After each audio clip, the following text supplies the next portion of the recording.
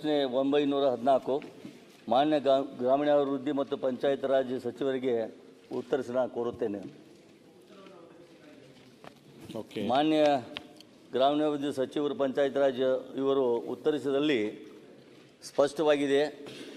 ಜಮಖಂಡಿ ವಿಧಾನಸಭಾ ಕ್ಷೇತ್ರದ ವ್ಯಾಪ್ತಿಯಲ್ಲಿ 518 ಕಿಲೋಮೀಟರ್ ಉದ್ದ ರಸ್ತೆಗಳು ಹಾನಿಗೊಳಗಾಗಿದ್ದು, ಸದರಿ ರಸ್ತೆಗಳ ದುರಸ್ತಿಗೆ ತ್ವರಿತವಾಗಿ 518 ಲಕ್ಷ ಹಾಗೂ 12 ಸೇತುವೆಗಳು ಹಾನಿಗೊಳಿದ್ದು ಅದಕ್ಕೆ 17 ಲಕ್ಷ, ಒಟ್ಟಾರೆ 5,35 ಲಕ್ಷ ರೂಪಾಯಿ ಅತಿ ಅವಶ್ಯಕ ಆಗಿರ್ತಂತ ಇಲ್ಲೇ ತಿಳಿಸಿದ್ದಾಗಿದೆ. ಇದರ ಆ್ಯಕ್ಚುಲಿ ನಿಜವಾಗಿ ನೋಡಬೇಕಾದ್ರೆ 1109 ಕಿಲೋಮೀಟರ್ ಉದ್ದದ ರಸ್ತೆಗಳು ಇದೆ ಗ್ರಾಮೀಣದಲ್ಲಿ. ಅದರಲ್ಲಿ 800 ಕಿಲೋಮೀಟರ್ ಬಹಳಷ್ಟು ಹದಗೆಟ್ಟಿವೆ. ಆದರೆ 518 ಅಷ್ಟೇ ಬರೆದಿದ್ದಾರೆ.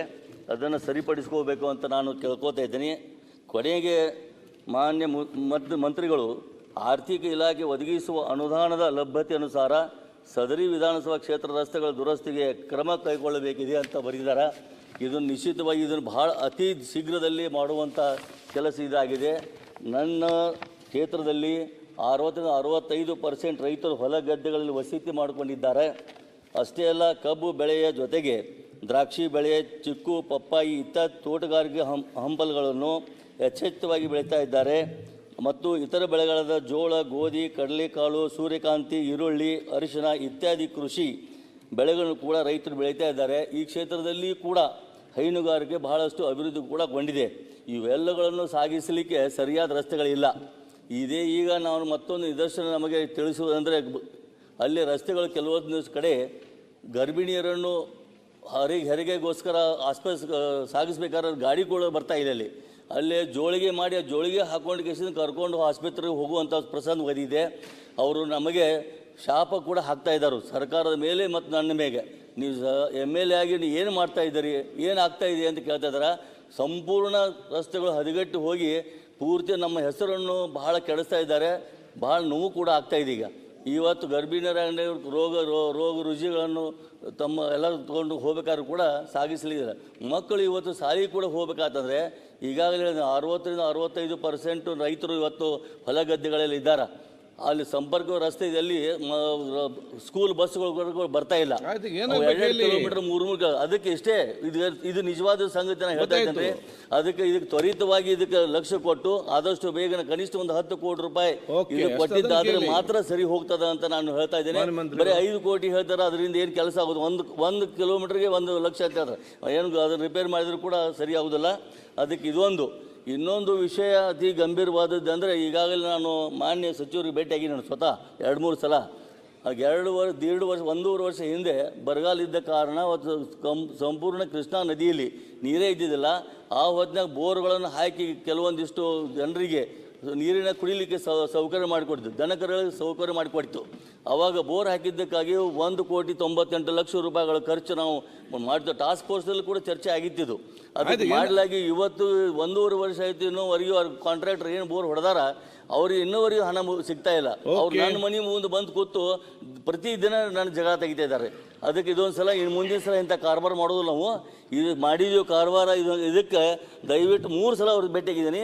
ಅದಕ್ಕೆ 1,98 ಲಕ್ಷ ಬೇಗ ಅದನ್ನು ಬಿಡುಗಡೆ ಮಾಡಬೇಕಂತ ನಾನು ಕೇಳ್ಕೊತೀನಿ. ಭಾಳ ಅನ್ಯಾಯ ಆಗ್ತಾ ಇದೆ. ಆಯಿತು ಮಾನ್ಯ ಸಭಾಧ್ಯಕ್ಷರೇ, ಈಗ ಸ್ವಲ್ಪ ಔಟ್ ಆಫ್ ಸಿಲೆಬಸ್ ಕ್ವಶನ್ನು ಕೇಳಿದ್ದಾರೆ, ಅದನ್ನು ಹೇಳ್ತೀವಿ ಅಧ್ಯಕ್ಷರೇ. ಈಗ ಸಾಹೇಬ್ರು ಹೇಳ್ದಂಗೆ